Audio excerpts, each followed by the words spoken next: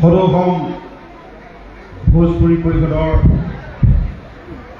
ষষ্ঠম ত্ৰিবাৰ্ষিক কেন্দ্ৰীয় অধিৱেশনৰ আজিৰ এই জনগোষ্ঠীয় সমাৰোহ কাৰ্যসূচীত সভাপতিত্ব কৰি থকা সদৌ ভোজপুৰী পৰিষদৰ সন্মানীয় সভাপতি কৈলাশ গুপ্তা ডাঙৰীয়া, আমাৰ মাজত উপস্থিত অসম জাতীয়তাবাদী যুৱ পৰিষদৰ সন্মানীয় মুখ্য সম্পাদক উদয়ন কুমাৰ গগৈ ডাঙৰীয়া, বেংগলী যুৱ ছাত্ৰ ফেডাৰেশ্যনৰ সভাপতি দীপক দে ডাঙৰীয়া, আমাৰ মাজত উপস্থিত ছাত্ৰ মুক্তি সংগ্ৰাম সমিতিৰ সভাপতি পাপু দত্ত ডাঙৰীয়া প্ৰমুখ্যে কৰি মঞ্চত উপবিষ্ট বড়ো জনগোষ্ঠীৰ সংগঠনৰ নেতৃত্বসকল, উপস্থিত বিভিন্ন জাতি জনগোষ্ঠীৰ সংগঠনৰ নেতৃত্বসকল, আজিৰ এই প্ৰেক্ষাগৃহত উপস্থিত বিশিষ্ট বুদ্ধিজীৱীসকল, উপস্থিত এই অঞ্চলৰ বিশিষ্ট নাগৰিক, উপস্থিত মৰমৰ বিভিন্ন সংগঠনৰ সতীৰ্থসকল আৰু উপস্থিত সাংবাদিক বন্ধুসকল, সকলোকে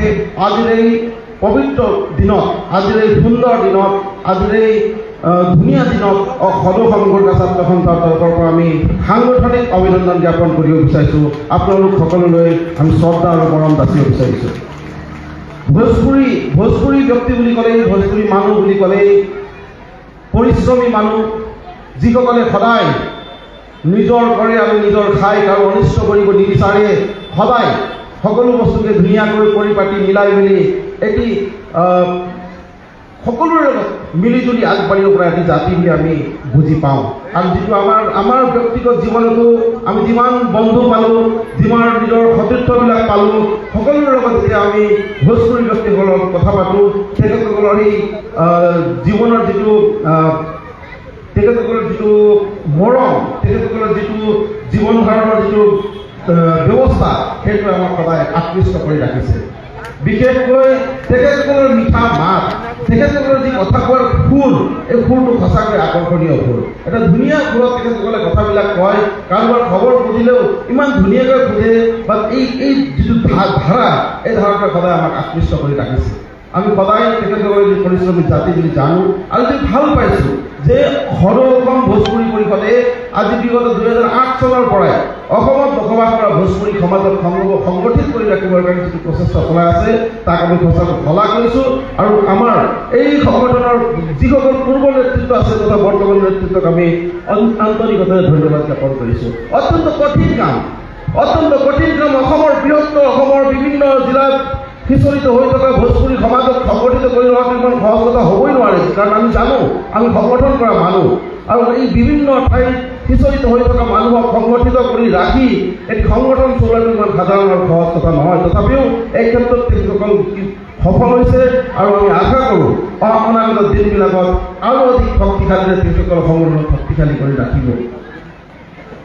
সদৌ অসম ভোজপুৰী পৰিষদক আৰু শক্তিশালী কৰক।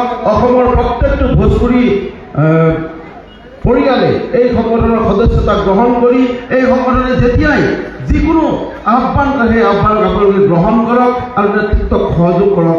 এয়া আমি আপোনালোকক অনুৰোধ জনাইছোঁ। এটি বন্ধু সংগঠন ৰূপে যাতে সংগঠন সকলো যদি শক্তিশালী হয়, সমাজখন শক্তিশালী হ'ব, আৰু সমাজ শক্তিশালী হ'লে আমাৰ ৰাজ্য শক্তিশালী হ'ব, আমাৰ দেশ শক্তিশালী হ'ব। অসমত যদি ভোজপুৰীসকলৰ উন্নতি নহয়, ভোজপুৰীসকল দুৰ্বল হৈ থাকিলে অসম কেতিয়াও শক্তিশালী হ'ব নোৱাৰে, আৰু ভাৰতবৰ্ষও কেতিয়াও শক্তিশালী হ'ব নোৱাৰে। গতিকে প্ৰত্যেকটো অংগ প্ৰত্যংগ যদি সুস্থিৰ থাকে শৰীৰত, তেতিয়া এটি সুস্থ শৰীৰ বুলি জনা যায়। আমাৰ শৰীৰৰ এই সৰু আঙুলিটো যদি বিষ থাকে, এই সৰু আঙুলিৰ বিষয়ৰ কাৰণে আমাৰ মন মস্তিষ্ক সম্পূৰ্ণ এটেনশ্যনটো সৰু আঙুলিৰ ফালে গুচি যায়, আমি সুস্থ শৰীৰৰ গৰাকী বুলি ক'ব নোৱাৰি। গতিকে আমাৰ শৰীৰত থকা প্ৰত্যেকটো অংগ প্ৰত্যংগ সুস্থ থাকিব লাগিব। আমাৰ সমাজত বসবাস কৰা সৰু বৰ সকলো জাতি জনগোষ্ঠীৰে উন্নতি হ'ব লাগিব, সুৰক্ষা হ'ব লাগিব, আৰু বিকাশ হ'ব লাগিব। এই ধৰণে যদি আমি আগবাঢ়োঁ, এটি সুন্দৰ সমাজ আমি গঠন কৰিব পাৰিম, আৰু এখন সুন্দৰ ৰাজ্য আমি গঠন কৰিব পাৰিম। বেছি সময় নলওঁ, কাৰণ যথেষ্ট সময় হৈ গৈছে। যোৱা সময়ত সৰু কথা দুটামান ৰাখি বিদায় লওঁ আৰু আপোনালোকক শুভেচ্ছা জ্ঞাপন কৰিম। भोजपुरिया लोगन जहाँ जाई पहचान बनाई, भोजपुरिया लोगन जहाँ जाई पहचान बनाई, माटी से जुड़ल और सिर ना झुकाई। धन्यवाद।